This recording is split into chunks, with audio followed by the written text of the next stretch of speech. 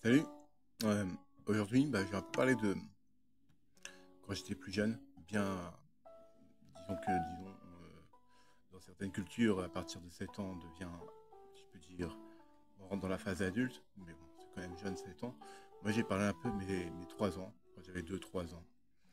Euh, et même avant, j'ai réussi à remonter à mes 1 an et demi, 1 an et demi, 2 ans. Et en fait, ça pourrait aider quelques mères, en fait. Sachez que votre enfant, à 2 ans, il a une voix intérieure qui lui parle, la sienne, quoi, forcément, qui lui parle en permanence, pourquoi ça, pourquoi si, il pose plein de questions. Faut savoir que,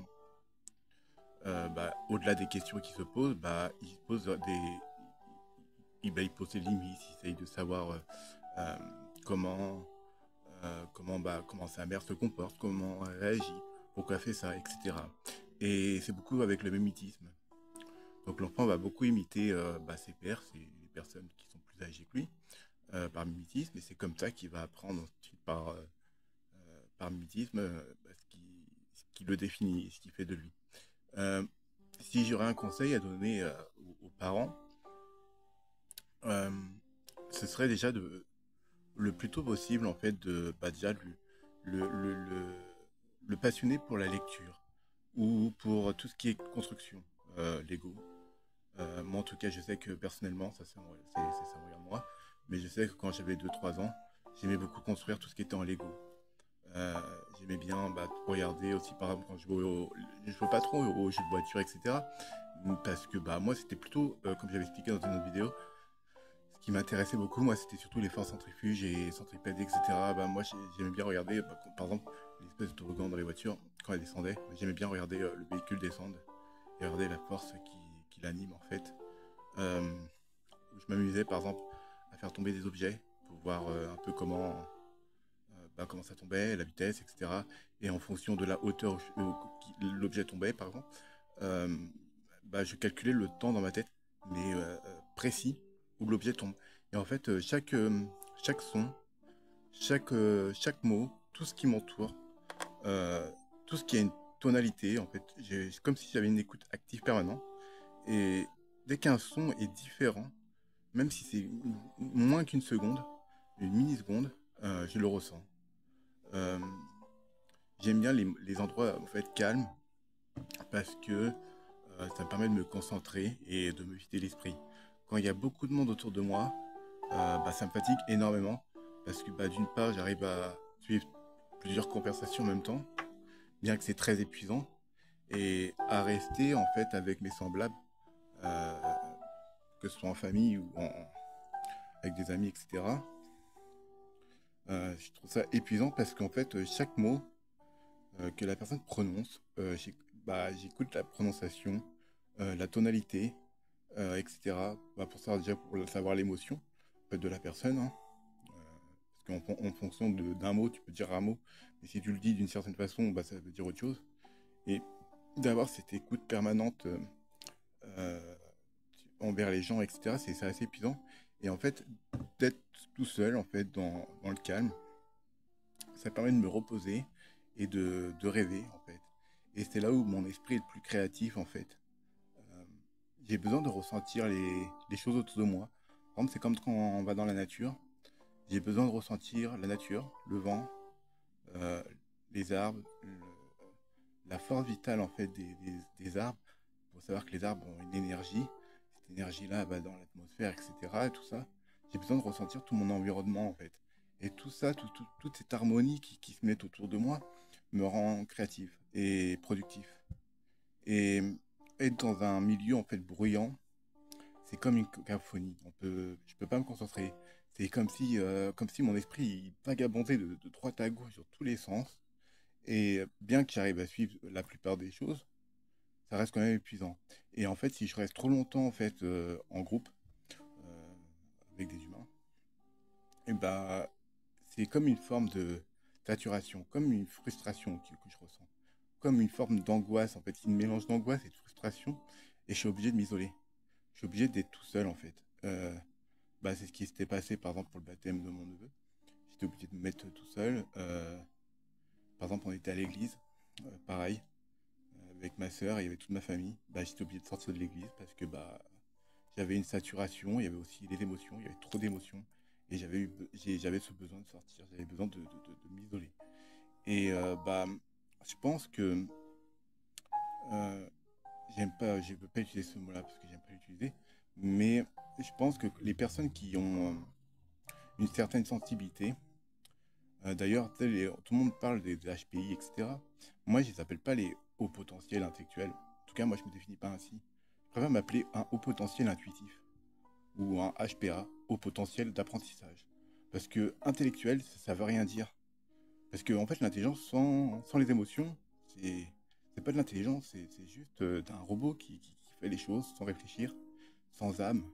Et je pense que une personne qui a une intelligence, elle est obligée de passer par les émotions. Parce que si elle passe pas par les émotions, euh, elle serait froide. Elle serait comme le métal bleu, c'est froid. C'est vraiment le froid. Quand je vois une couleur, par exemple, ça me fait penser, le bleu, ça me fait penser au fer, au métal. Et, euh, et je pense que l'intelligence, elle est pas, elle est chaleureuse en allemand. Elle est pas froide. Quand on voit l'éducation nationale actuellement, quand ils nous apprennent des trucs mathématiques, etc., ils expliquent et tout, ouais, c'est peut-être bien expliqué, etc. Mais il n'y a pas de choses amusantes, tu vois, il n'y a pas de chaleur, en fait. Il n'y a pas de petits jeux, des petits trucs, des trucs abstraits, en fait, qui pourraient nous faire comprendre les choses. Et j'ai- j'arrive plus facilement à apprendre par moi-même, bien qu'un professeur, c'est quand même utile, parce qu'il va nous expliquer des choses qu'on ne comprend pas forcément tout de suite. Mais il y a une façon d'apprendre les choses. Et je pense que dans l'enseignement, tout le monde n'est pas fait pour enseigner. Et, et donc, ouais, pour revenir en fait aux parents, faut leur mettre dans un milieu stimulant. Déjà, faut pas oublier de les sociabiliser, hein, parce que c'est important. D'ailleurs, j'ai lu une étude qui disait que les enfants qui se sociabilisaient avaient un QI un peu plus supérieur. La sociabilisation permet justement d'avoir une élocution plus élaborée. Euh, Bah, d'ailleurs, les enfants qui sont toujours sur leur smartphone, avec sur TikTok, etc., super tôt, des fois il y en a qui sont même 3 ans, ils sont déjà sur des smartphones. C'est pas leur âge, ils devraient pas être sur un smartphone. Ils devraient plutôt être en train de jouer et expérimenter la vie en quelque sorte. Mais par exemple, aller par exemple, je sais que mon neveu, il a été faire du cahier de fraises avec avec ma sœur. Bah, ça, c'est très bien.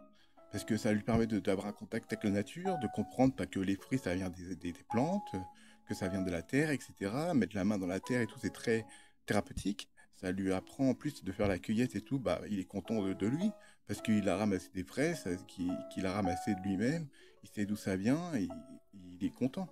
Et, euh, et disons qu'avec la technologie actuelle qui se passe, en fait, je pense que l'humain se coupe en fait de la chose la plus importante qu'il a en lui.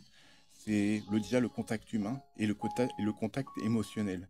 Et ça, le contact émotionnel avec ses semblables et même avec la nature en général, c'est extrêmement important pour un être humain, il faut savoir qu'il a besoin, il est grégaire, il a besoin de partager des ressources, comment dirais-je, émotionnelles, c'est pas vraiment le mot ressource, c'est plutôt le côté chaleureux, le côté.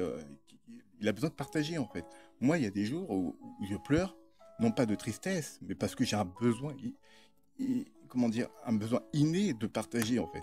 Un besoin de partager ma gentillesse, mon altruisme en fait. Il y a des jours comme ça, je pleure pour ces raisons-là. Je pleure d'altruisme. Et il y en a qui vont pleurer de tristesse parce que dans leur vie ça va pas bien. Moi, ça m'arrive aussi de pleurer parce que bah, je suis pas bien, je suis triste, etc. Mais par exemple, hier, bah, c'est ça, hier soir, bah, je pleurais. Pourquoi? Parce que bah, j'avais un besoin insatiable de vouloir partager quelque chose. J'avais besoin de contribuer au monde. Et ça m'a donné, voilà, ça m'a donné une espèce de tristesse que j'avais. C'est comme une énergie à l'intérieur de moi, comme quelque chose, comment dirais-je? Je vais pas dire le mot, ça va faire un peu religieux, mais un peu divin en fait, en moi, qui j'ai ce besoin de rayonner en fait. Et quand je rayonne pas, bah, j'ai l'impression de ne pas être utile à la société et pas être utile pour tout le monde en fait. Mais je pense que c'est pas en restant dans notre coin sur des smartphones, etc., qu'on va faire avancer la société. Là, actuellement, je sais pas si vous avez vu, mais il y a la puce de Google qui a atteint les 100 qubits. C'est quand même assez impressionnant, c'est bien, ça va faire des avancées au niveau de la médecine, etc.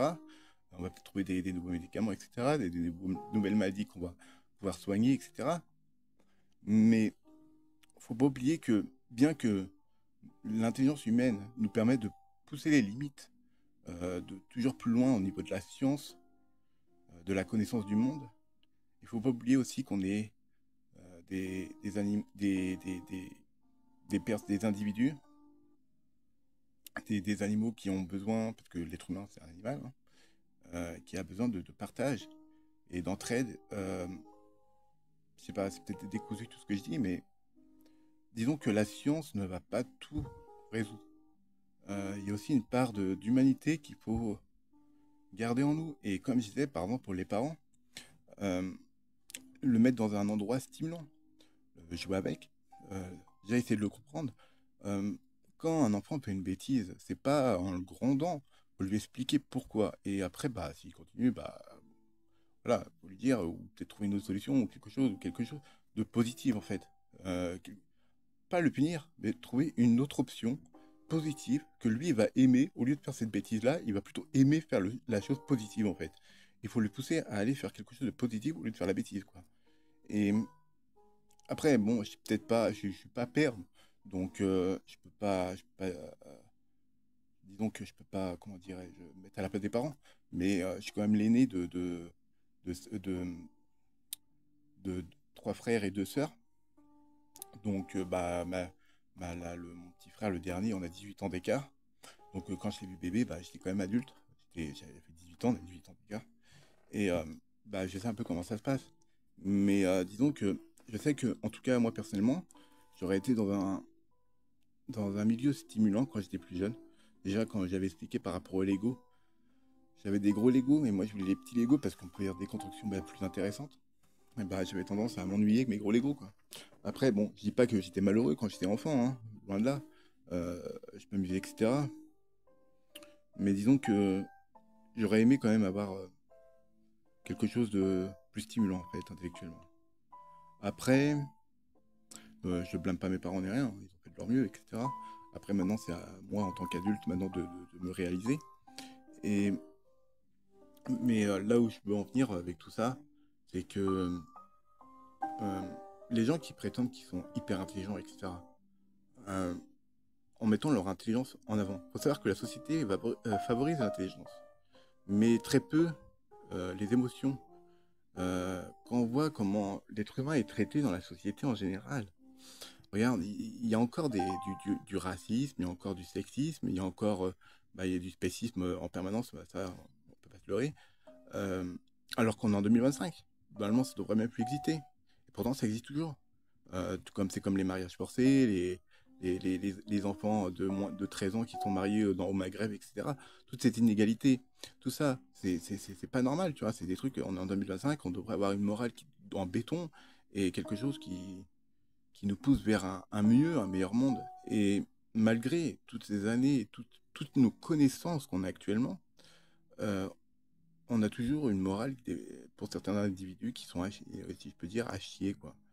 Et pourtant, on a toutes les connaissances, on a Internet, une source limite infinie de connaissances. Et malgré tout, on continue d'aller sur TikTok, sur des réseaux sociaux qui nous instruisent pas vraiment. Après, je dis pas, il y a des vidéos qui sont très instructives, des personnes qui vulgarisent la science, ce qui est très bien. D'ailleurs, euh, ce serait bien d'ailleurs que moi personnellement, je serais à la place de YouTube.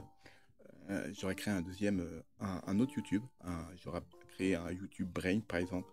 Un YouTube où les vulgarisateurs de connaissances de sciences seront les bienvenus. Mais tout ce qui est bah, truc va un peu pour s'amuser, tout ça. Bon, après, c'est bien le divertissement, hein, c'est bien de rire, hein, j'ai rien contre. Mais un YouTube où justement, ce serait vraiment le partage de connaissances. Uniquement ça. Et en fait, eh ben, au moins, quand tu te connectes sur YouTube, eh ben, c'est que de la partage de connaissances. Et au moins, tu es là pour t'instruire. Parce que une fois que tu quittes l'école, c'est bien, après, tu as des livres et tout pour t'instruire, mais il n'y a pas d'échange, on va dire. Parce qu'en fait, quelqu'un qui va vulgariser la science, par exemple, il y a un échange après, il y a un truc de commentaire où tu peux discuter, etc. Et après, bah, pourquoi pas évoluer au niveau de tes connaissances. Et de créer un YouTube comme ça avec justement où on pourrait partager justement nos connaissances en général. Ça permettrait de faire grandir, en fait, pousser vers le haut l'ensemble des humains qui est sur Terre. Je veux dire, aucun être humain est ignare. Tu peux avoir un QI de 70 et un autre qui a un QI de 130 ou 140. Et bah, la seule différence qu'il y a entre les deux, c'est que peut-être qu'il y en a un qui va, comme j'avais expliqué, qui va prendre peut-être 4 heures pour apprendre un truc, l'autre il va prendre 1 heure, mais au résultat, ils ont appris la même chose. L'autre, il aura mis plus de temps. Certes, à la fin de leur vie, lui, il aura appris le temps, l'autre, il aura peut-être appris, je sais pas, la moitié de ce que l'autre a appris, mais il aura quand même appris quelque chose. Et tout le monde se dit, ouais, avoir un QI, mais non, un QI, c'est nul, un QI. Le mieux, c'est les émotions. Parce que les émotions sont porteurs d'intelligence. Et si t'as pas ces émotions, euh, t'as beau avoir un QI de 180 ou 200, si t'as pas de sentiment d'émotion, de créativité derrière. En fait, je pense que un vrai surdoué, si je peux dire, c'est quelqu'un qui a beaucoup d'émotions, qui va puiser dans ses émotions. Il va puiser dans ses émotions pour créer et embellir l'intelligence. Et ça, je pense que c'est ça un vrai surdoué. C'est pas quelqu'un qui a un QI qui va avoir un doctorat à 15 ans ou 18 ans, peu importe. Ça, ok, c'est extraordinaire, hein. Je dis pas le contraire. Comme le japonais qui a un QI de plus de 210, qui a eu son doctorat à 15 ans. Ça, c'est, comment dirais-je, c'est quelqu'un qui est exceptionnel en termes de connaissances et de vitesse d'apprentissage. Mais ce qu'il faut pas oublier, c'est que quelqu'un d'hypersensible, il y a 20% dans la population qui sont hypersensibles. Et il ne faut pas avoir honte de ces émotions, parce que ces émotions-là, c'est des émotions créatives. Et il ne faut pas l'oublier. Donc voilà, bon, je sais pas si c'est un peu décousu et tout, mais bon, moi j'ai discuté un peu de ce que je voulais parler. En tout cas, ne reniez jamais vos émotions. Parce que si vous reniez vos émotions et que euh, vous les enfermez, au bout d'un moment, ça va ressortir, mais ça sera beaucoup plus violent. Donc laissez-les sortir, même s'ils doivent pleurer, crier, enfin peu importe. Enfin, crier, bon, c'est pas l'idéal, mais bon, si vous avez besoin de crier, criez, s'il le faut. Faites sortir vos émotions. Soyez libres. Les émotions sont pas faites pour être canassées. Ils sont faits pour vivre. Les émotions, c'est la vie, en fait.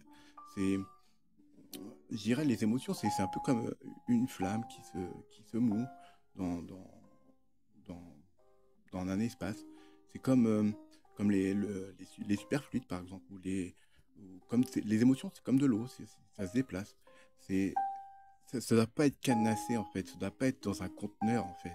Les émotions, ils sont là. Même si ça doit déborder, ça déborde. Et c'est pas grave. C'est ce qui fait de nous des êtres humains. Donc voilà.